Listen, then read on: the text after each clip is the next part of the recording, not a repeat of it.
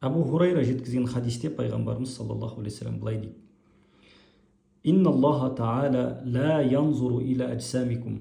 Алла тағала сендердің дене бітімдеріңе қарамайды. Вала иля суарикум. Және сендердің түр-тұрпаттарыңа, бет-әлпеттеріңе де қарамайды. Валакин янзуру иля кулубикум ва ахмаликум. Алайда сендердің жүректерің мен амалдарыңа қарайды. Енді бұл жердегі жүректерің деп отырғаны бұл жерде ниет. Демек адамның Алланың назары түсетін жері амалы, істеген ісі мен амалы мен жүрегіндегі ниеті.